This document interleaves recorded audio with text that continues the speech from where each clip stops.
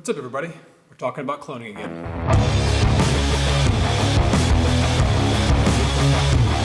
What's up, everybody? Welcome back to my channel. Thank you so much for being here. If you are new, welcome to the channel. Thank you for being here. Leave me a comment in the bottom, say hello. I will say hello back, probably. Last week, we talked about cloning yourself in Premiere Pro. If you haven't seen that video, make sure you click that one at the end of this video or in the description below. But wait till after this one because you got some stuff to learn here first. The reason why I mentioned that video is because when we talked about cloning in Premiere Pro, we talked about framing yourself. So real quick, let's throw up those framing lines on the screen here.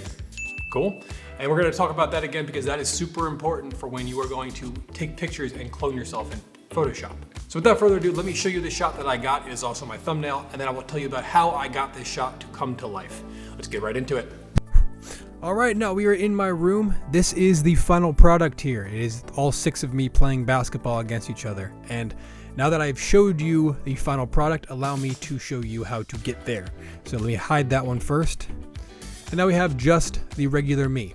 So this is a black team member number 1. I'm holding the basketball, and what you want to do here is you want to bring down the opacity to about 50%. And what that will do for you is it'll allow you to show you what is the image underneath. So you're gonna hit the E, bring up your eraser, that is a hotkey E, and then I'm gonna put it about, let's say 500.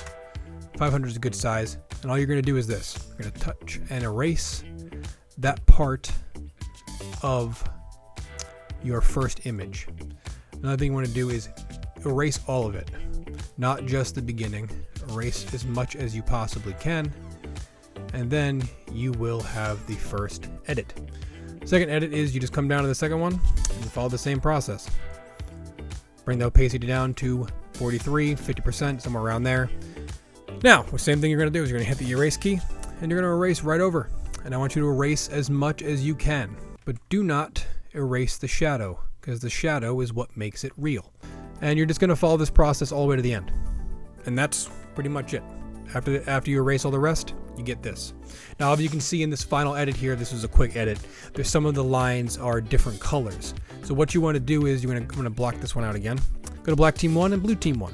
Go to black team 1. You can see it's kind of darker there on the black team 1. Oop, I erased some of myself. And what you're going to want to do is go up to image and hit adjustments.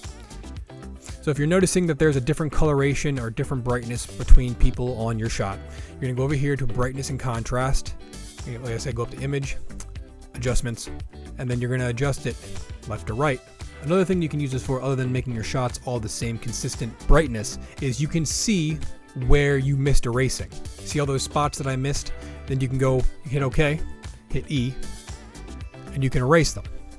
That way you can blend all of the shots together evenly, and then you come out with one cohesive shot. So now you have your shot the way you want it. Obviously, I've shown you how to edit it, but there's a couple things I want to touch on real quick to make this editing even easier. One of them being AI servo. Now, if you don't know what AI servo is, it is a function on a lot of DSLR cameras that is focus that moves with the motion of the object in front. So for this, what I did is I put it on servo. I set it on a tripod. Don't move the tripod. I can't stress this enough. Do not move the tripod, otherwise you're not going to get a good shot. Make sure that you leave the tripod where it is and put on AI servo. AI servo, what it's going to do is when you walk into frame, you can make it so that it will focus on your motion, and that way when you stop, each one of you is going to be perfectly in focus. So that way that none of you gets blurred out or you have a blurry shot of yourself, and it makes the shot cohesive. That's tip number 1. Tip number 2 is make sure that your ISO is not on auto ISO. If your auto ISO is shifting and making things different, it's going to cause a lot of post-editing to be needed. So those are my 2 big tips that will help make this thing so much easier for you. And the reason why I'm making sure to mention these tips is because I have a challenge for you all.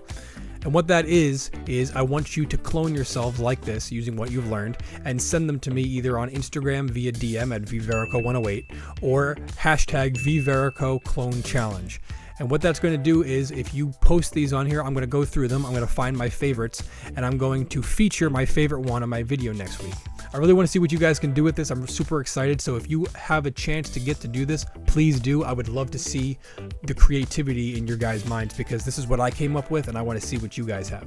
And finally, before we close, I know it's a lot of things before we close, but one of me back at the basketball court has something he wants to say. So let's go find out what it is.